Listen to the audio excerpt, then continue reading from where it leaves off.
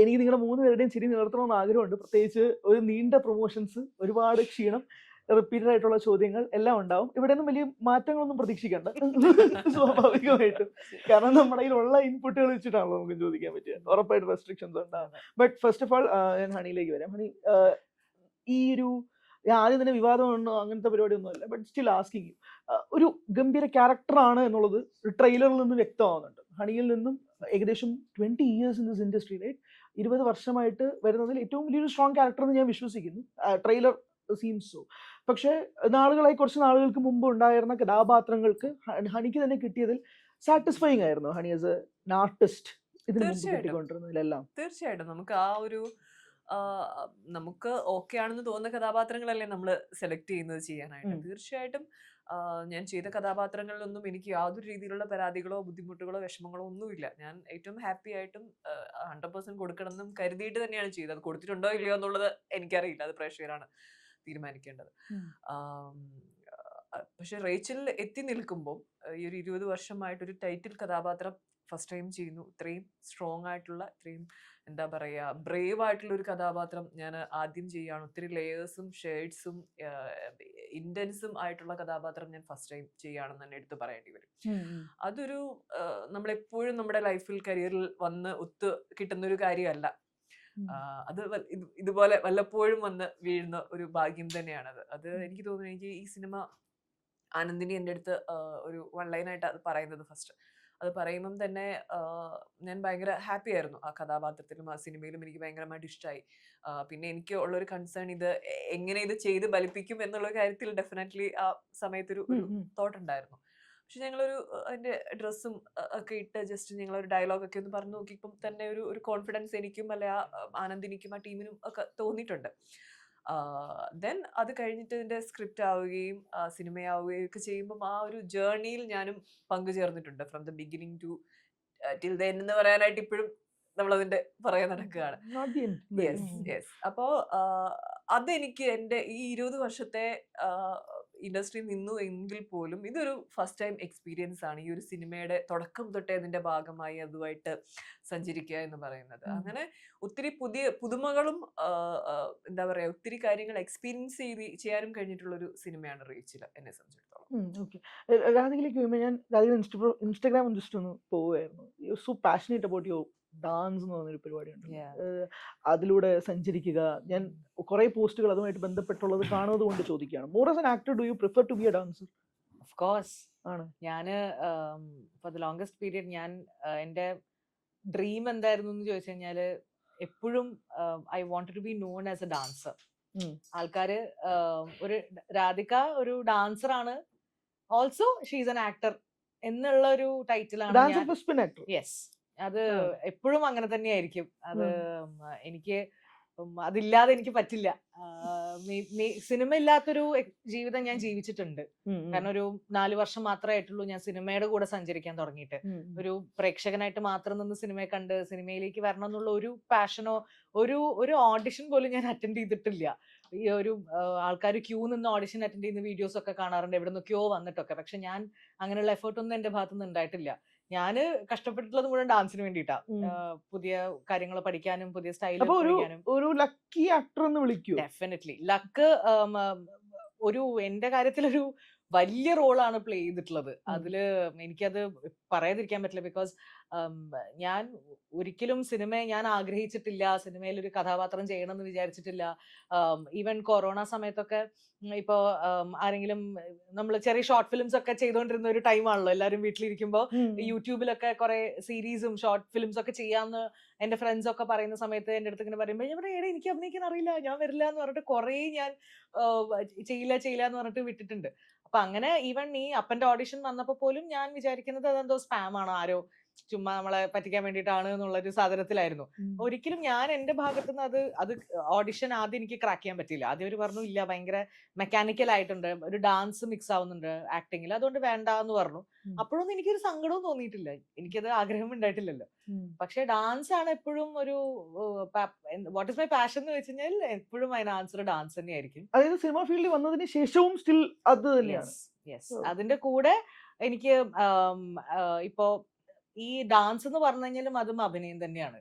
അത് even different layers of അഭിനയം തന്നെയാണ് ഡാൻസും. അത് ഈവൻ നമ്മുടെ കോസ്റ്റ്യൂം പോലും അഭിനയിക്കും ഡാൻസ് കളിക്കുമ്പോൾ. അത് അങ്ങനെയാണ്. അത് ഒരുപാട് ടെക്നിക്കലി പറയാൻ പറ്റില്ല, പക്ഷെ ഈവൻ നാട്യശാസ്ത്രം പോലും പറയുന്നത് നമ്മുടെ കോസ്റ്റ്യൂം പോലും അഭിനയിക്കും എന്നാണ്. അപ്പോ അതൊക്കെ അഭിനയം തന്നെയാണ്. അപ്പൊ അതിന്റെ കൂടെ എനിക്ക് ഡാൻസും ആക്ടിങ്ങും പാരലലി ഒരുമിച്ച് ഈസി ആയിട്ട് കൊണ്ടുപോകാൻ പറ്റുന്ന ഒരു സാധനമാണ്. അതുകൊണ്ട് I always be a dancer. അതിന്റെ കൂടെ ആക്ടിങ്ങും കൂടെ ചെയ്യുന്ന, അതിന് വളരെ ആഗ്രഹമുണ്ട് ചെയ്യാനായിട്ട്, അതിൽ കൂടെ പോകുന്ന ഒരാളായിരിക്കും. ഇറച്ചിക്കടയിൽ ഇടയ്ക്ക് ഡാൻസ് കളിച്ചായിരുന്നു. പിന്നെ ആന്റണി പറഞ്ഞത് വേണ്ട, നമ്മുടെ ക്യാരക്ടർ അങ്ങനെയല്ല. ഇറച്ചി വെട്ടുമ്പോ തോം തോം തോം വേണ്ട, അത് നമ്മുടെ ക്യാരക്ടർ അങ്ങനെയല്ല.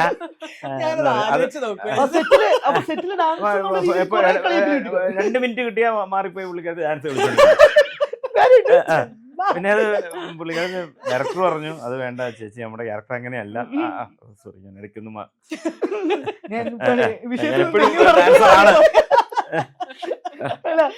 അതിൽ നിനക്ക് ഇറങ്ങാൻ കഴിയുന്നില്ല.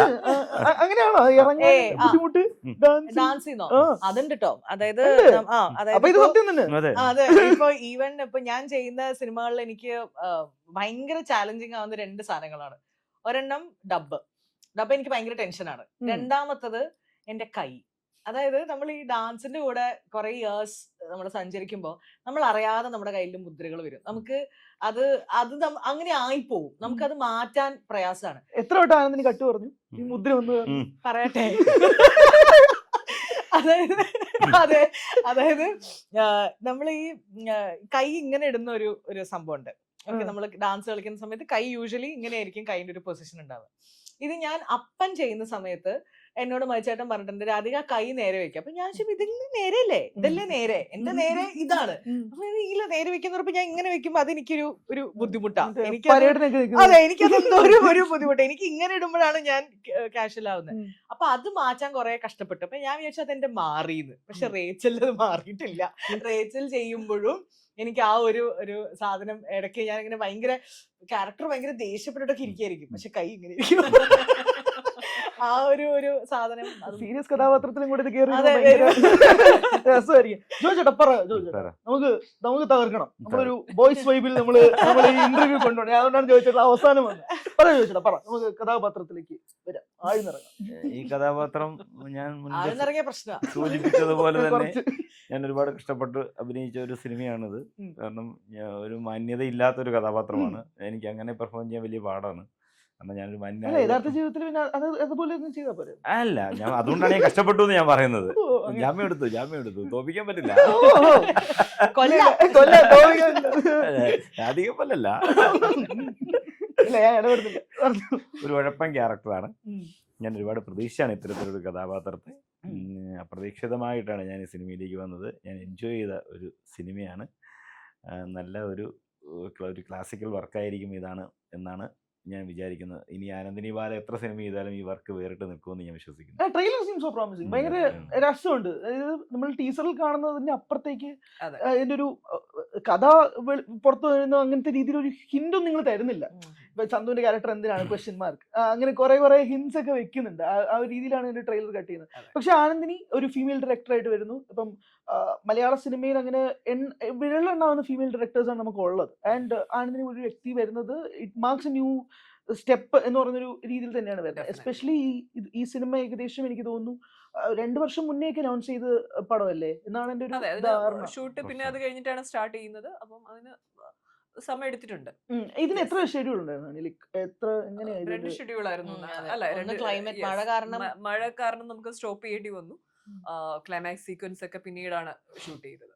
അപ്പൊ എങ്ങനെ കാണുന്നത് ലൈക്ക് ഒരു ഫീമെയിൽ ഡയറക്ടർ അപ്രോച്ചിങ് യു, അതും 20 വർഷത്തിന് ശേഷം ആദ്യമായിട്ടൊരു ടൈറ്റിൽ ക്യാരക്ടർ ചെയ്യുന്നു. How was your collaboration? എങ്ങനെ ഉണ്ടായിരുന്നു? ഒരു ഫീമെയിൽ ഡയറക്ടർ നമ്മുടെ ഇൻഡസ്ട്രിയിൽ വരാനും അല്ലെങ്കിൽ അത് സർവൈവ് ചെയ്യുക എന്നുള്ളതും ഒരു വലിയൊരു ടാസ്ക് ആണ്. നമ്മൾ വിചാരിക്കുന്ന അത്ര ഈസി ആയിട്ടുള്ള ഒരു കാര്യമല്ല. കാരണം നമ്മൾ ഈ 10-20 വർഷമായിട്ട് പലരും സ്ക്രിപ്റ്റുമായിട്ട് എന്നെ സമീപിക്കുമ്പോൾ അവർ ഫേസ് ചെയ്യുന്ന ബുദ്ധിമുട്ടുകൾ, ഒരു പ്രോപ്പറായിട്ടുള്ള ഒരു പ്രൊഡക്ഷൻ കിട്ടാനും ഒരു സപ്പോർട്ടിങ് സിസ്റ്റം കിട്ടാനും അവർ ഫേസ് ചെയ്യുന്ന ബുദ്ധിമുട്ടുകൾ ഞാൻ നേരിട്ട് കണ്ടിട്ടുള്ളതാണ്. കുറെ നാളുകളോളം അവരിങ്ങനെ അതിന്റെ പുറകെ സ്ക്രിപ്റ്റുമായി പലയിടത്ത് കയറി ഇറങ്ങിയിട്ട് പിന്നെ അവസാനം അടുത്ത് നിർത്തിയിട്ട് പോകുന്ന അവസ്ഥ വരെ നമ്മൾ കണ്ടിട്ടുണ്ട് ആളുകളിലെ. ആനന്ദിനിയെ സംബന്ധിച്ചിടത്തോളം ആനന്ദിനി ഭയങ്കര ബ്ലസ്ഡ് ആണ്. ഓൾറെഡി ഒത്തിരി സിനിമകൾ അസിസ്റ്റ് ചെയ്യും, അസോസിയേറ്റ് ചെയ്യുകയും ഒക്കെ ചെയ്തിട്ടുള്ള വ്യക്തിയാണ്. ആൻഡ് അതേപോലെ തന്നെ ഇത്രയും സ്ട്രോങ് ആയിട്ടുള്ള ഒരു സിനിമ, ഇന്റൻസ് ആയിട്ടുള്ള ഒരു സിനിമ ആനന്ദിനി എടുത്തപ്പം ആനന്ദിനിയെ സപ്പോർട്ട് ചെയ്യാനായിട്ട് ബാദുഷാ എന്ന് പറയുന്ന ഒരു പ്രൊഡ്യൂസറും അല്ലെങ്കിൽ എബ്രിഡ് ഷൈൻ സാറും ഒക്കെ ആ ഒരു ഹോൾ ടീം ഞങ്ങൾ എല്ലാവരും ഒരുമിച്ച് നിന്നു എന്നുള്ളത് എനിക്ക് തോന്നുന്നു അതൊരു വലിയൊരു കാര്യമാണ്. നോർമലി അത്ര ഈസി ആയിട്ടല്ല ആളുകൾക്ക് അത് സംഭവിക്കുന്നത്. ആൻഡ് ഡെഫിനറ്റ്ലി ആനന്ദിനി അത്രയും ടാലന്റഡ് ആയിട്ടുള്ള ഒരു വ്യക്തിയാണ്. ഫയർ ഉള്ളിൽ കീപ്പ് ചെയ്യുന്ന ഒരാളാണ്. നമ്മൾ വർക്ക് ചെയ്യുമ്പം ആനന്ദിനിക്ക് അറിയാം എന്താണ് നമ്മളിൽ നിന്ന് വേണ്ടതെന്നുള്ളത്. കൃത്യമായിട്ട് ഇത് വേണം, ഇന്നത് തന്നെ കിട്ടണം എന്ന് പറഞ്ഞത് കിട്ടുന്നത് വരെയും ഇങ്ങനെ റീടേക്ക് എടുത്ത് പോയിക്കൊണ്ടേയിരിക്കും. അല്ലാതെ ഒരു ഓക്കെ അത് മതി, അത് കുഴപ്പമില്ല, നമുക്ക് വേണമെങ്കിൽ അഡ്ജസ്റ്റ് ചെയ്ത് വിടാം, അങ്ങനെ ഒരു കോംപ്രമൈസും ഇതുവരെയും ഞങ്ങൾ കണ്ടിട്ടില്ല ചെയ്യുന്നത്. കിട്ടിക്കഴിഞ്ഞാൽ പറയാം കിട്ടി കിട്ടി കിട്ടി കിട്ടി അതാണ് കട്ടില്ല. ആ കിട്ടി എന്ന് കേൾക്കാൻ വേണ്ടി എത്ര വേണമെങ്കിലും അതെ പോകും. അപ്പൊ അങ്ങനെ ഒരു വിഷൻ ഉള്ള ഒരു വ്യക്തിയാണ്. ആൻഡ് അതേപോലെ തന്നെ എടുത്തു പറയേണ്ട ഒരു പേരാണ് എബ്രിഡ് ഷൈൻ സാറും. അദ്ദേഹമാണ് ഈ സിനിമ പ്രസന്റ് ചെയ്തേക്കുന്നത്. സ്ക്രിപ്റ്റിംഗിൽ അദ്ദേഹത്തിന്റെ അതെ വലിയൊരു പങ്കുണ്ട്. സോ അദ്ദേഹത്തിന്റെ ഒരു ഗൈഡൻസും ഞങ്ങൾക്ക് ഭയങ്കരമായിട്ട് കിട്ടിയിട്ടുള്ള ഒരു സിനിമയാണിത്. ഈവൻ ഡയലോഗ് ഡെലിവറി ആയാലും അല്ലെ അഭിനയത്തിന്റെ കാര്യത്തിലായാലും ഒക്കെ അദ്ദേഹത്തിന്റെ കയ്യിൽ നിന്നും കുറെ കാര്യങ്ങൾ പഠിക്കാനുള്ള ഒരു അവസരവും കിട്ടിയിട്ടുണ്ട്. അപ്പൊ അദ്ദേഹം പറഞ്ഞു തരും ഇതിങ്ങനെ. എൻ്റെ അടുത്ത് ഏറ്റവും കൂടുതൽ എനിക്ക് തോന്നിയേക്കുന്നത് മസിൽ പിടിക്കരുത്, മസിൽ പിടിക്കാതെ പറയണം എന്നൊക്കെ പറഞ്ഞ് അദ്ദേഹം പറഞ്ഞത് ഞാൻ ഓർക്കുന്നുണ്ട് ഇപ്പോഴും. അങ്ങനെ കുറെ മൈന്യൂട്ട് ആയിട്ടുള്ള കാര്യങ്ങളിൽ അദ്ദേഹത്തിന്റെ ഒരു സപ്പോർട്ടും ഹെൽപ്പും ഒക്കെ ഞങ്ങൾക്ക് എല്ലാവർക്കും ആ ഒരു ഹോൾ ക്രൂവിന് കിട്ടിയിട്ടുണ്ട്. ഈ ബോൾഡ് ആയിട്ട് ചെയ്യുമ്പോൾ മസിൽ പിടിക്കാതെ എങ്ങനെ ചെയ്യും തിരിച്ചു ചോദിച്ചായിരുന്നു. അല്ല അങ്ങനെ ചെയ്യണം, ഡൗട്ട് കൊണ്ട് ചോദിച്ചത്. അങ്ങനെ ചെയ്യാൻ പറ്റണം. ബോൾഡ് ആണെന്ന് വിചാരിച്ചിട്ട് മസിൽ പിടിക്കേണ്ട കാര്യമില്ലല്ലോ. എന്താണ് ഇതിന്റെ ഡെഫിനിഷൻ ഓഫ് ബോൾഡ്നെസ്? മസിൽ പിടുത്താന്നാണോ നിങ്ങൾ ചോദിക്കുന്നത്? എന്താണ് ബോൾഡ്നെസ്സിന്റെ ഒരു ഡെഫിനിഷൻ എന്താ ഞാനിപ്പോ പറയാം, എനിക്കറിയില്ല. നമ്മളെല്ലാവരും ബോൾഡാണ് നമ്മുടെ ലൈഫിൽ. നമ്മൾ ഈ അതൊരു സാഹചര്യമാണ് നമ്മളെ ആ ഒരു ബോൾഡായിട്ട് ഒരു ഡിസിഷൻ എടുക്കുക, ഞാനിത് ചെയ്യും എന്നുള്ള ഒരു ഉറച്ച നിലപാടിൽ അല്ലെ നമ്മളെ എത്തിക്കുന്നതൊക്കെ നമ്മുടെ ജീവിതത്തിന്റെ സാഹചര്യങ്ങളായിരിക്കാം. ഇപ്പം റേച്ചലിനെ പറ്റി നമ്മൾ പറയും ഭയങ്കര തന്റേടിയായിട്ടുള്ള സ്ട്രോങ് ആയിട്ടുള്ള ഒരു സ്ത്രീയാണെന്ന് പറയുമ്പോൾ തന്നെ അവരുടെ ഒരു ജീവിത സാഹചര്യമാണ് അവരെ അങ്ങനെ മോൾഡ് ചെയ്തെടുത്തേക്കുന്നത്. അവര് ലൈഫിൽ ഫേസ് ചെയ്ത കാര്യങ്ങൾ അവര് അങ്ങനെയാണ് അവർക്ക് ഈ സൊസൈറ്റിയിൽ സർവൈവ് ചെയ്യേണ്ടി വരുന്നത് എന്നുള്ളത് കൊണ്ട് അവരങ്ങനെ മാറിയേക്കുന്നതാണ്. അവരുടെ ബിഹേവിയർ പാറ്റേൺ ഒക്കെ സമൂഹത്തിൽ നിന്നും ഉണ്ടായ പല കാര്യങ്ങളിൽ നിന്നും ഡെവലപ്പ് ചെയ്ത് വന്നേക്കുന്നതാണ്. അത് തന്നെയായിരിക്കാം നമ്മളെല്ലാവരും ഇവിടെ സർവൈവ് ചെയ്യാനും നമ്മൾ തന്നെ ഒരു സെൽഫ് ഡിഫെൻസ് എന്നുള്ള ഒരു സാധനമുണ്ടല്ലോ, നമ്മൾ തന്നെ നമ്മളെ പ്രൊട്ടക്ട് ചെയ്ത് മുമ്പോട്ട് പോകുന്ന ആളുകളാണ്. ഇപ്പം ഒരു ഹണി റോസ് എന്നൊരു വ്യക്തിയാണെങ്കിൽ ഞാൻ ഭയങ്കര ബോൾഡായിട്ടുള്ള ഡിസിഷൻ എടുക്കുന്നത് പലപ്പോഴും എനിക്കിവിടെ സർവൈവ് ചെയ്യേണ്ട ഒരു അവസ്ഥയുണ്ട്. എൻ്റെ ഒരു സർവൈവലിന്റെ ഭാഗമായിട്ടാണ് ഞാനത് ചെയ്യുന്നത്. അപ്പൊ എല്ലാ ആളുകളിലും ആ ഒരു ബോൾഡ്നെസ് ഉണ്ട്. അത് എന്താന്ന് ചോദിച്ചാൽ ഇന്ന് തൊട്ട് കാണിക്കാൻ പറഞ്ഞാൽ എനിക്ക് അറിയത്തില്ല. അല്ല, ഈ സർവൈവൽ ഇൻ ദ സെൻസ് എനിക്ക് ക്ലിയർ ആയില്ല. ഒന്ന് പറയാം. സർവൈവൽ ഇൻ ദ സെൻസ് ഇപ്പൊ കഴിഞ്ഞ ദിവസം പറഞ്ഞു മലയാള സിനിമയ്ക്ക് എന്നെ ആവശ്യമില്ല, 20 വർഷമായിട്ട് ഞാനിവിടെ ഉണ്ട്. എന്ത് ഈ സർവൈവൽ? നമുക്ക് ഈ ഇൻഡസ്ട്രിയിൽ പിടിച്ചു നിൽക്കുക എന്നുള്ളൊരു പാടാണോ ഉദ്ദേശിക്കുന്നത്? ഞാൻ ഇൻഡസ്ട്രിയുടെ കാര്യം മാത്രമല്ല പറഞ്ഞത്, ജീവിതത്തിൽ തന്നെ ഈ ജീവിതത്തിന്റെ കാര്യമാണ് ഞാൻ പറഞ്ഞത്. ഇൻഡസ്ട്രിയിൽ ഡെഫിനറ്റ്ലി നിലനിൽക്കുക എന്നുള്ളത് നല്ല ബുദ്ധിമുട്ടുള്ള ഒരു കാര്യമാണ്. കാരണം പ്രത്യേകിച്ചും ഫീമെയിൽ ആയിട്ടുള്ള ആക്ടേഴ്സിന് അവരെ എപ്പോൾ വേണമെങ്കിലും റീപ്ലേസ് ചെയ്യാം. വേറൊരാൾ ഇവരെ വേണം എന്നില്ല, വേറൊരാൾ വരാം. അപ്പൊ അതൊരു നമ്മൾ ഒരു അനിവാര്യമായ ഒരു ഘടകമല്ല ഒരു സിനിമയ്ക്ക്. അപ്പം അതിനപ്പുറത്തേക്ക് എനിക്കിവിടെ നിൽക്കണം, എനിക്ക് സിനിമകൾ ചെയ്യണം എന്നുണ്ടെങ്കിൽ അത് എൻ്റെ മാത്രം ആവശ്യവും എൻ്റെ മാത്രം പാഷനുമാണ് ആ സിനിമയോടുള്ളത്. അത് എൻ്റെ നിലനിൽപ്പാണ് ഞാൻ നോക്കുന്ന ആ സമയത്ത്. അതിനുവേണ്ടിയാണ് ഞാൻ പറഞ്ഞത് ഞാൻ കടിച്ചു തൂങ്ങി നിൽക്കുന്ന ഒരു വ്യക്തിയാണ് ഈ ഇൻഡസ്ട്രിയിൽ. ഇതുപോലെ ഈ വാചകങ്ങൾ ഇപ്പം നേരത്തെ ഇപ്പം വിവാദങ്ങൾ ഹണിയെ തേടി എത്തുന്ന ആദ്യമായിട്ടൊന്നുമല്ലോ. ഈ പറയുന്ന പ്രസ്താവനയോടും വളരെ പുഞ്ചിരിച്ചാണ് ഹണി റെസ്പോണ്ട് ചെയ്യുന്നത്. ഉണ്ടാകുന്ന എല്ലാ ഇഷ്യൂസിനെയും വളരെ ചിരിച്ച മുഖത്തോടെയാണ് പിന്നീട് മാധ്യമങ്ങൾക്ക് മുന്നിൽ വന്ന് സംസാരിക്കുന്നത്. ഞാൻ ചിന്തിക്കാറുണ്ട് എങ്ങനെയാണ് ഇങ്ങനെ ചിരിച്ചുകൊണ്ട് ഇത് പ്രസന്റ് ചെയ്യുക എന്ന് പറയുന്ന ഒരു സാധനം ഉണ്ടല്ലോ. I you still like this? അങ്ങനെയാണോ? ഞാൻ എൻ്റെ ഒരു ബിഹേവിയർ ഇങ്ങനെയാണ്. ഞാൻ ചെറുപ്പം മുതലേ ഇങ്ങനെ ചിരിച്ചിട്ട് സംസാരിക്കുന്ന ഒരാളാണ്. സിനിമയിൽ വന്നതുകൊണ്ട് എൻ്റെ ബിഹേവിയർ ഒന്നും മാറിയിട്ടില്ല. സിനിമയിൽ വന്നതുകൊണ്ട് ഒരു മാറ്റം എനിക്കുള്ളത് ഞാൻ കുറച്ചും കൂടെ ഇപ്പം സംസാരിക്കുന്നുണ്ട്. നേരത്തെ ഞാനിങ്ങനെ സംസാരിക്കുന്ന ആളല്ല. എനിക്ക് ഒത്തിരി ആളുകളുമായിട്ട് ഇന്ററാക്ട് ചെയ്യുന്നത് കുറച്ച് മടിയുള്ള ആളാണ്. മാക്സിമം സംസാരിക്കാതിരിക്കാൻ ശ്രമിക്കുന്ന ഒരാളാണ്. ഇപ്പൊ എനിക്ക് പരിചയമില്ലാത്ത ഒരാൾ മുമ്പിൽ വന്ന് നിന്നാൽ ആദ്യം ഒന്ന് ഹായ് പറയും, എന്തുണ്ട് വിശേഷം എന്ന് ചോദിക്കും. അത് കഴിഞ്ഞിട്ട് പിന്നെ എന്ത് ക്വസ്റ്റ്യൻ ചോദിക്കണമെന്ന് പിന്നെ എനിക്ക് ടെൻഷനാണ്. ഇനി ഇയാളുടെ അടുത്ത് ഇത് എന്ത് ചോദിക്കും? കാരണം പേഴ്സണൽ ആയിട്ടൊരു കാര്യം അയാളുടെ ലൈഫിലേക്കോ അല്ലെ പേഴ്സണൽ കാര്യങ്ങളൊന്നും ചോദിക്കാൻ താല്പര്യമില്ല. ഇനി അടുത്തത് എന്ത് ചോദിക്കും, അവിടെ നല്ല ഇങ്ങോട്ട് ചൂടാണല്ലേ? എന്തെങ്കിലും അതെ എനിക്ക് പലപ്പോഴും പറ്റുന്ന നല്ല ചൂടാണല്ലേ. ഈ മനുഷ്യൻ ഇങ്ങോട്ട് എന്തെങ്കിലും ചോദിക്കുകയാണെങ്കിൽ പിന്നെ കമ്മ്യൂണിക്കേഷൻ പോകും. അത് ഭയങ്കര ബുദ്ധിമുട്ടുള്ള ഒരാളാണ് ഞാൻ. പക്ഷെ ഇപ്പൊ നിങ്ങളുടെ മുമ്പിൽ ഇരുന്ന് സംസാരിക്കുന്നതിന് കുഴപ്പമില്ല, കാരണം എനിക്കൊരു വിഷയമുണ്ട്. അതുകൊണ്ട് കുറച്ചൊരു ഇൻട്രോവേർട്ട് ആയിട്ടുള്ള ഒരാൾ തന്നെ. ജോജിയേട്ടാ, ഇപ്പൊ നമ്മൾ ഈ ഇതുപോലത്തെ സിനിമ, ഇപ്പം നമ്മളിപ്പോ ജോജി ആയാലും നമുക്കിത് ഒരുപാട് ഒരു ത്രില്ലർ സ്വഭാവം അങ്ങനെയുള്ളൊരു പടമാണ്. ഇപ്പം ഇതൊരു ത്രില്ലർ സ്വഭാവമുള്ള ഒരു സിനിമയായിട്ട് ട്രെയിലർ ഒന്ന് ഫീൽ ചെയ്യുന്നുണ്ട്. ഈ ജോജി ചേട്ടനുള്ള ഒരു ത്രില്ലർ സ്വഭാവം, ആ ഒരു ഇണപിരിയാത്ത ബന്ധവും തമ്മിലുള്ള കാര്യങ്ങളൊന്നും പറയാം. ഒന്നുമില്ല, യാദൃശ്ചികമായി സംഭവിക്കുന്നതാണല്ലോ സിനിമ. എന്താണെന്ന് കഥയറിയാതെയാണ് നമ്മൾ ആടാനവിടെ ചെല്ലുന്നത്, പിന്നെയാണ് കഥ അറിഞ്ഞാടുന്നത്. അപ്പൊ അതിനകത്തൊരു ത്രില്ലറാണോ എന്താണ് അവർ ഉദ്ദേശിക്കുന്നത് എന്നുള്ളത് മേക്ക് ചെയ്ത് ഫൈനലി ആണ് നമുക്ക് അറിയാൻ സാധിക്കും. അല്ല, നമ്മൾ സ്ക്രിപ്റ്റ് പ്രോസസ്സിൽ അറിയാൻ പറ്റത്തില്ല. അറിയാം. എന്നാലും റേച്ചലിന്റെ ഒക്കെ സ്റ്റോറി സത്യം പറഞ്ഞാൽ ഇപ്പോഴും എനിക്ക് ഫുള്ളായിട്ട് അറിയില്ല. ഇനിയിപ്പോ ഞാൻ ഫസ്റ്റ് ഹാഫ് പടം കണ്ടിട്ട് തന്നെ ഉള്ളൂ. നമ്മളുടെ പോർഷൻ തീർന്നു, നമ്മൾ പോയി. നമ്മളോട് ഫസ്റ്റ് പറയുമ്പോ നമ്മുടെ ക്യാരക്ടർ എന്താണെന്നുള്ളതാണല്ലോ ഓവറോൾ ഒരു ഐഡിയയേ ഉള്ളൂ ഈ സിനിമ. ഞാൻ ഈ സിനിമ കാത്തിരിക്കുന്ന ഒരു സിനിമയാണ്. കാരണം ജോജിയുടെ സിനിമ കഥ പോലും എനിക്ക് ആ സമയത്ത് അറിയില്ലായിരുന്നു. ഒരു ഓവറോൾ ഒരു കഥ പറയും, ഇതാണ് കഥ. പക്ഷെ അതിന് എങ്ങനെ അത് പിന്നെ അത് മേക്കിങ്ങിലേക്ക് വരുമ്പോഴാണ് ഒരു ത്രില്ലർ സ്വഭാവം എത്രത്തോളം ഒരു ടെമ്പോ ക്രിയേറ്റ് ചെയ്യുന്നത് എന്നുള്ള കാര്യം. നമുക്ക് എല്ലാ സിനിമയിലും അങ്ങനെ തന്നെയാണ് ഞാൻ വിചാരിക്കുന്നത്. അല്ലെങ്കിൽ ആ കഥ പെട്ടെന്ന് പറഞ്ഞു പോയ എല്ലാ സിനിമയ്ക്ക് ത്രില്ലർ സ്വഭാവം കിട്ടില്ല. അല്ല, ഇത് പറഞ്ഞത് കേട്ടതുകൊണ്ട് കൗതുകം കൊണ്ട് ചോദിക്കുക, നിങ്ങൾ ഈ സ്ക്രിപ്റ്റ് ചോദിക്കുക അങ്ങനത്തെ ആണ് ശരിയാണ്. ചോദ്യമില്ല, സ്ക്രിപ്റ്റ് ചോദ്യമില്ല, നമ്മുടെ സീൻസ് മാത്രമേ നമ്മൾ ചോദിക്കാം. നമ്മുടെ ഭാഗം നമ്മൾ ചെല്ലുമ്പോൾ നമുക്ക് നമ്മുടെ സീൻസ് ആയിരുന്നു അതും ഇപ്പം വലിയ ഡയലോഗ് ഒക്കെ ആണെങ്കിൽ നമ്മൾ ആ സീൻ ആവശ്യപ്പെടാറുള്ളൂ ഒന്ന് ബൈഹാർട്ട് ചെയ്യാനായിട്ട്. അല്ലെങ്കിൽ ചെറിയ ഡയലോഗ്സ് ഒക്കെയാണ് നമ്മളത് ചോദിക്കാറ് കൂടിയില്ലല്ലോ. അപ്പം നമുക്ക് ആ സീനുകളെ കുറിച്ച് നമുക്കൊരു ധാരണയുള്ളൂ. ഓവറോൾ പടത്തിന്റെ കഥയറിയാം, പക്ഷെ അതിന്റെ മേക്കിംഗ് എങ്ങനെയാണെന്ന് നമുക്ക് തിയേറ്ററിൽ അല്ലെങ്കിൽ ഫൈനലി വർക്ക് തീർന്നതിന് ശേഷമാണ് ഞാൻ കാണാറ്. ഇപ്പൊ ഹണി ഇതിനകത്ത് ട്രെയിലറിന് വന്ന ടോപ്പ് കമന്റിൽ ഒന്ന്, ഹണി ഇതിനകത്ത് കാണാൻ പഴയ ലേഖനങ്ങളിലൊക്കെ ഉള്ള ഒരു കാരിക്കേച്ചർ ഇതുപോലെ ഉണ്ട് എന്നുള്ളതാണ്. ഈ ഫോട്ടോ ഈ ലുക്ക് പരിപാടി ഉണ്ടല്ലോ, നമ്മൾ ഈ ഫോട്ടോ സെഷൻ അല്ലെങ്കിൽ ഷൂട്ടിന് തുടങ്ങുന്നതിന് മുമ്പുള്ളൊരു ലുക്ക് പരിപാടി, അത് എങ്ങനെയാ പിടിച്ചത്? അത് ആരുടെ കോൺസെപ്റ്റ് ആയിരുന്നു? എപ്പോഴായിരുന്നു ഹണി അതിൽ ഓക്കെ ആവുന്നത്? ഇത് ആനന്ദിനിയുടെ ഒരു വിഷൻ തന്നെയായിരുന്നു, ഈ കഥാപാത്രം എങ്ങനെ വേണം എന്നുള്ളത്. പിന്നെ ഈ കഥ പറയുന്ന ഒരു പശ്ചാത്തലമുണ്ട്, ഒരു നാടുണ്ട്, ഒരു കാലഘട്ടമുണ്ട്. അപ്പൊ അതിനനുസരിച്ചിട്ട് അതിന് യോജിക്കുന്ന വസ്ത്രം തന്നെയാണ് ഇതിൻ്റെ അകത്തെ എല്ലാ കഥാപാത്രങ്ങളും ഇട്ടേക്കുന്നത്. അപ്പം ഞാൻ ചെയ്യുന്ന കഥാപാത്രത്തിന്റെ കോസ്റ്റ്യൂം ഇങ്ങനെ ആയിരിക്കണം എന്ന് ഒരു ഏകദേശം ഒരു ധാരണയുണ്ടായിരുന്നു. പിന്നെ ഞങ്ങള് വേണമെങ്കിൽ ഒരു മുണ്ടൊക്കെ കൊടുക്കായിരുന്നു, പക്ഷെ മുണ്ട് മാറ്റിയിട്ട് ഈ സ്കേർട്ട് എന്നുള്ള ഒരു സാധനത്തിൽ പിടിച്ചിരിക്കുകയായിരുന്നു. അത് അപ്പോഴുണ്ടായിരുന്ന ഒരു തീരുമാനമാണോ, അത് നേരത്തെ ഉണ്ടായിരുന്നു? അല്ല, നമ്മള് ട്രയൽ നോക്കി, അതൊക്കെ പലതവണ നമ്മള് ഹെയർ സ്റ്റൈല് എങ്ങനെ വേണം എന്നുള്ളതൊക്കെ പലതവണ നോക്കിയിട്ട് അവസാനം ഒരു ഡിസിഷനിൽ എത്തിയതാണ്. നല്ല ഒബ്സർവേഷൻ ആണ് കേട്ടോ. നമ്മുടെ ഈ വാരികള് വീക്കിലിയിലൊക്കെ നോവലിൽ വരാറില്ലേ, ചേട്ടാ ചായ വട്ടത്തില് ഇങ്ങനെ ആരോ ഇട്ടിട്ട് എന്ന് പറയുന്നത് അങ്ങനെയല്ലോ ഉദ്ദേശിച്ചത്. അതിനകത്തൊക്കെ നോവലിനകത്തൊക്കെ നമ്മൾ ഇങ്ങനത്തെ ചില പടങ്ങൾ കണ്ടിട്ടില്ലേ, നോബിൾ നായകന്റെ പേര്, അപ്പൊ പെങ്ങള്, അപ്പൊ ചേട്ടാ ചായ എന്നൊക്കെ പറഞ്ഞ് നിൽക്കുന്ന ചില മണിമല വരയ്ക്കുന്ന ചില പടങ്ങൾ. അങ്ങനത്തെ ഞാൻ ഈ കാരിക്കേച്ചേഴ്സ് ആണ് ഉദ്ദേശിച്ചത്.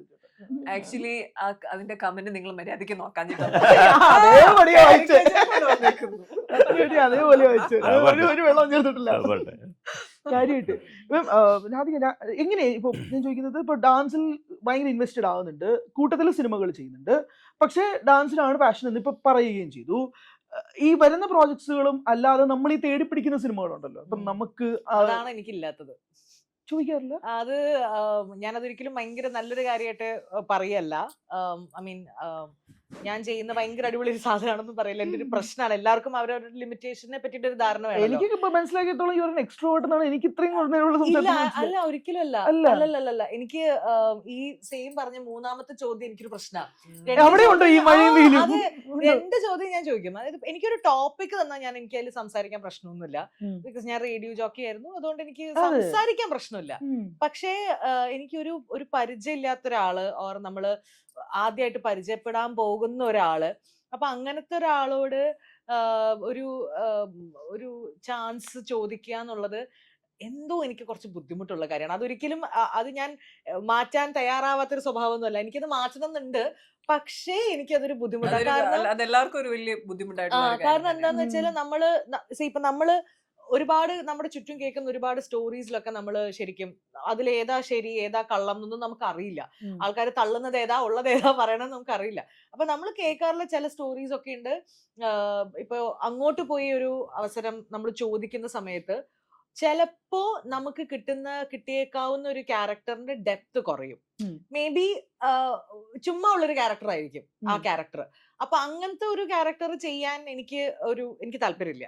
ഞാൻ ചെയ്യുന്നുണ്ടെങ്കിൽ എന്തെങ്കിലും ആ സിനിമയിൽ വേണ്ട ഒരു ക്യാരക്ടർ ആണെന്നുണ്ടെങ്കിൽ മാത്രമേ ആ സിനിമയിൽ ഞാനത് ചെയ്യുള്ളൂ. ചുമ്മാ ഒരു ക്യാരക്ടർ ആണെങ്കിൽ അതെനിക്ക് ചെയ്യുന്നത് കൊണ്ട് എനിക്ക് പ്രത്യേകിച്ച് ഗുണമില്ലല്ലോ എന്ന് ഞാൻ ആലോചിക്കും. പക്ഷെ മാസാവസാനം ആകുമ്പോൾ ഞാൻ ആലോചിക്കും അയ്യോ കാശ് തരുമല്ലോ.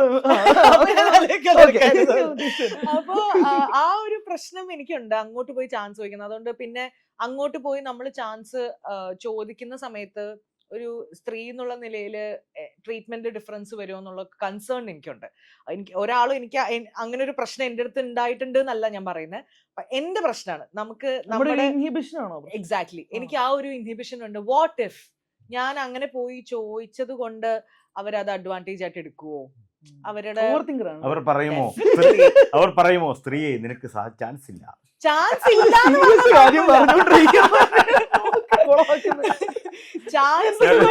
ഞാൻ സ്ത്രീയാണെന്ന് വിചാരിച്ച് അവർ ചാൻസ് തരാതിരിക്കുമോ? സ്ത്രീയെ നിനക്ക് ചാൻസ് ഇല്ല എന്ന് പറയുകയാണെങ്കിൽ നമുക്ക് അതല്ല നമ്മുടെ പ്രശ്നം. ചാൻസ് ഇല്ല എന്ന് പറയുന്നതല്ല നമ്മുടെ വിഷയം. അത് വേറെ രീതിയിൽ അത് വെച്ചിട്ട് ഒരു കോൺവെർസേഷൻ വരിക, അതിന്റെ പുറത്ത് നമുക്ക് കോൾസ് വരിക, അങ്ങനത്തെ സിറ്റുവേഷൻസ് ഒക്കെ ഉണ്ടാവുമല്ലോ. എനിക്കത് ഉണ്ടായി എന്നല്ല പറയണേ, പക്ഷെ right now I don't want to deal with those things. അതുകൊണ്ട് ആ ഒരു എക്സ്ക്യൂസ് എനിക്ക് എന്നെ കണ്ടുവച്ചിട്ടുണ്ട്. അത് വെച്ചിട്ട് ഞാൻ മനസ്സിലായി. അപ്പം അങ്ങനത്തെ ഒരു സിറ്റുവേഷൻ വരുമ്പോൾ അത് ക്ലിയർ ആക്കാനല്ലേ നമ്മൾ ഉദ്ദേശിക്കുക? ഇപ്പം ഹണിയോട് ചോദിക്കാം, അല്ലെങ്കിൽ വേറൊരു ഫീമെയിൽ ആർട്ടിസ്റ്റിനോട് ചോദിക്കാം. അത് ഞാൻ ചോദിക്കും. ഞാൻ ഫീമെയിൽ ആർട്ടിസ്റ്റുകളോടും അതുപോലെ ഇപ്പൊ നമ്മുടെ സർക്കിളിലുള്ള ആൾക്കാരുണ്ടല്ലോ, നമുക്ക് അറിയുന്ന ആൾക്കാർ. അല്ല, ഞാൻ ഉദ്ദേശിച്ചത് അങ്ങനെയല്ല. ഇങ്ങനൊരു സംഭവങ്ങൾ ഉണ്ടോ എന്ന് നമുക്ക് ക്ലിയർ എനിക്ക് അങ്ങനെ ഉണ്ട് എന്നുള്ള റെസ്പോൺസ് കിട്ടിയിട്ടുണ്ട്. നോട്ട് ഫ്രം ഹണി, പക്ഷെ എനിക്ക് അങ്ങനെ വേറെ ഇൻഡസ്ട്രിയിൽ നിന്നുള്ള ആൾക്കാരുടെ അടുത്ത് നിന്ന് അവരുടെ ഏർലി ഡേയ്സിലൊക്കെ അവർക്ക് അങ്ങനത്തെ ഒരു എക്സ്പീരിയൻസ് ഉണ്ടായിട്ടുണ്ട് എന്നുള്ള തുടക്കം വരാനുള്ള ഒരു സാധനം വരുമ്പോ എനിക്കൊരു പേടിയാ. ഞാനൊരു ബിഗിനർ ആണ്. അതിന്റെ ഒരു ഇതിപ്പോ നമ്മള് വേണ്ട എന്നുള്ളൊരു തോട്ട് എവിടെയോ എന്നെ ഒന്ന് ബാക്കിലേക്ക് വലിക്കുന്നുണ്ട്. പക്ഷെ ഞാൻ എനിക്ക് അറിയുന്ന ആൾക്കാരുണ്ട്. ഇപ്പൊ ഞാൻ അവരുടെ കൂടെ മേ ബി വർക്ക് ചെയ്തിട്ടുണ്ടാവും. ഇപ്പൊ ജോയ് ചേട്ടൻ ഒരു പടം ചെയ്യുകയാണെങ്കിൽ ഞാൻ ഉറപ്പായിട്ടും പോയി പറയും, ജോയ് ചേട്ടൻ രാധിക ഓർക്കണം, എനിക്ക് തരണം. ഇപ്പൊ ഹണി പ്രൊഡക്ഷൻ ഹൗസ് സ്റ്റാർട്ട് ചെയ്ത്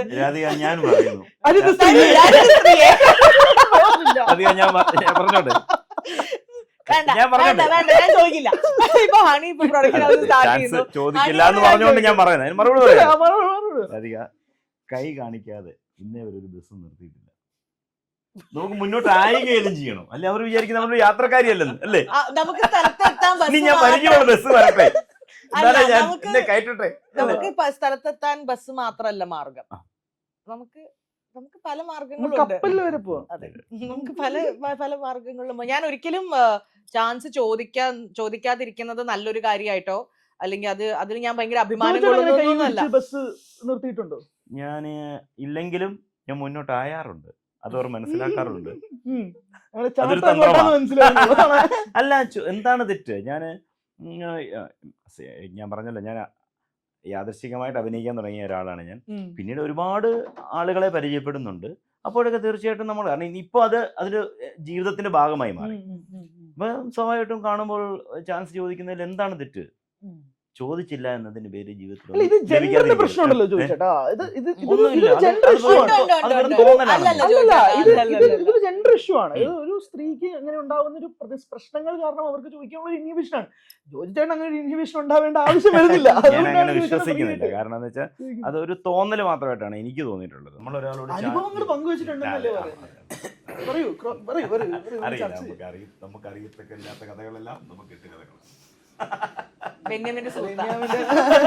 സുഹൃത്തും കൂടെ. അല്ല, അപ്പൊ ഞാൻ ചോദിക്കുന്നത് ഈ ഡാൻസ് നമുക്ക് ഉണ്ട് എന്നുള്ളതാണോ ഇതിന്റെ ഒരു അല്ലല്ല, ഒരിക്കലും അല്ല. അതായത് ഇപ്പൊ ഡാൻസ് ഒരു കരിയർ ഓപ്ഷൻ ആക്കി മാറ്റുന്നത് ഞാൻ റീസെന്റ് ആണ്. എനിക്ക് സന്തോഷത്തിന് വേണ്ടി ഡാൻസ് കളിക്കുക, എനിക്ക് കൂടുതൽ പഠിക്കാൻ വേണ്ടി ഞാൻ വീണ്ടും പഠിച്ചുകൊണ്ടിരിക്കുക എന്നുള്ളൊരു സാധനം മാത്രമായിരുന്നു. ഞാൻ അതിനെ ഒരു കരിയർ ഓപ്ഷൻ ആക്കി മാറ്റാൻ വേണ്ടിയിട്ടാണ് ഞാൻ റേഡിയോന്ന് വിട്ടു വരുന്നത്. അപ്പോ അത് ഒരിക്കലും ഡാൻസ് ഉണ്ടല്ലോ എന്നുള്ളൊരു കാരണം കൊണ്ടൊന്നുമല്ല.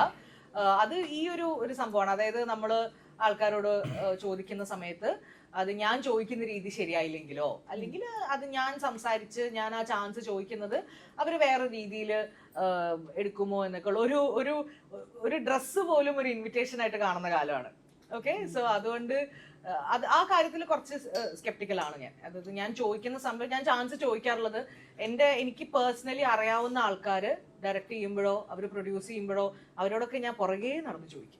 പക്ഷെ എനിക്ക് അറിയാത്ത ഒരു പുതിയൊരാള് സീനിയർ ആയിരിക്കാം, അയാളെ കാണുമ്പോൾ ഞാൻ പോയി പരിചയപ്പെടും, ഹായ് രാധിക, ഇങ്ങനെ ഒരു ആക്ടറാണ്, പക്ഷെ എനിക്കൊരു ചാൻസ് എപ്പോഴെങ്കിലും തരൂ എന്നുള്ളത് ചോദിക്കാൻ എനിക്ക് കുറച്ച് പ്രയാസം.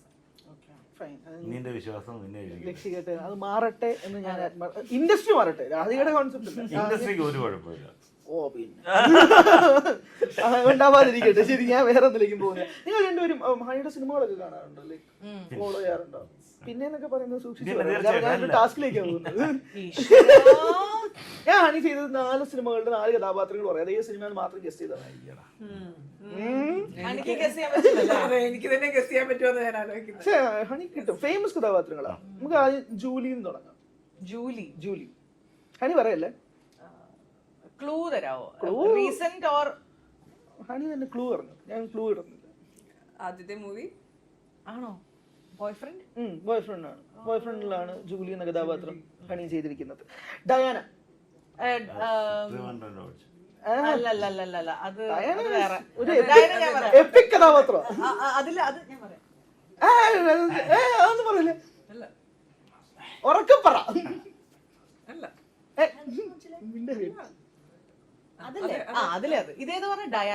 ഡയാനക്ക് വേറൊരു പേരൂടെ ഉണ്ട്. അത് ഞാൻ പറഞ്ഞ കിട്ടും. മോൺസ്റ്റർ അല്ല, കുട്ടികൾക്കൊക്കെ പിന്നെ അറിയാവുന്ന ഒരു അല്ല, എന്താ സിനിമ? പെറ്റല്ല, എന്താ? അയ്യോ, പറയാം. എനിക്ക് പേര് കിട്ടുന്നില്ല, ഒരു മിനിറ്റ്, ഞാൻ പറയാം. 2014 എനിക്ക് പെറ്റ് ഡിറ്റക്റ്റീവ് എന്നാ വരുന്നേ. നായകനെ ഒഴിച്ച് ബാക്കി ക്ലൂ വേണമെന്ന് ഞാൻ തരാം. നായകൻ എനിക്കറിയാം, ദിലീപേട്ട സിനിമയല്ലേ? പേര് കിട്ടുന്നില്ല. അയ്യോ, റിംഗ് മാസ്റ്റർ.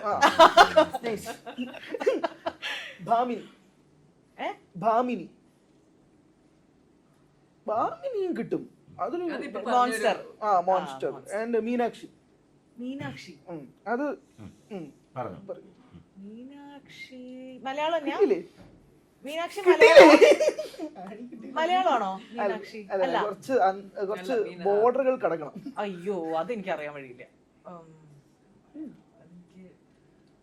മീനാക്ഷി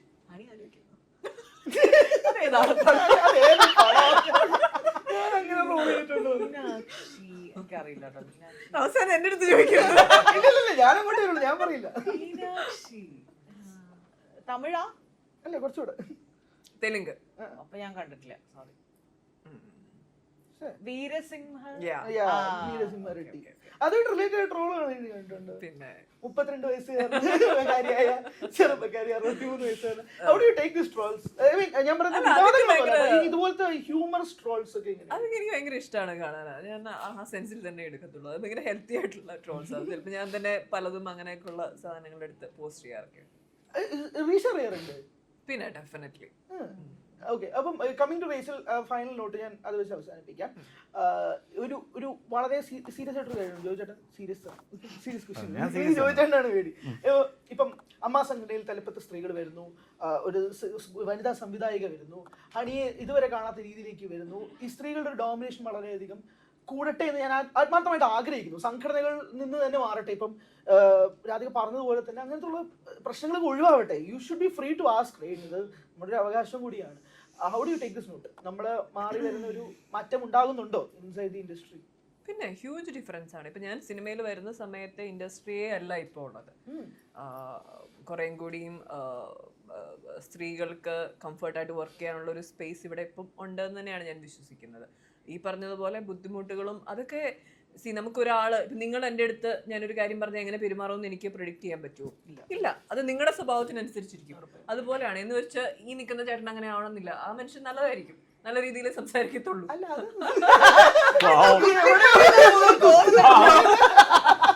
അല്ല ആ angle അതല്ല. നിന്നോട് സംസാരിച്ച് എങ്ങനെ ഇരിക്കുന്നുള്ളൂ.